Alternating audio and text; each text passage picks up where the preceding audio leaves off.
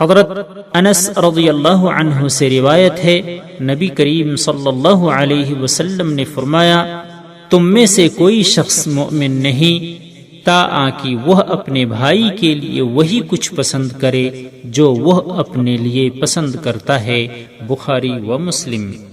انہیں حضرت انس رضی اللہ عنہ سے روایت ہے، رسول اللہ صلی اللہ علیہ وسلم نے فرمایا، تم اپنے بھائی کی مدد کرو، وہ ظالم ہو یا مظلوم۔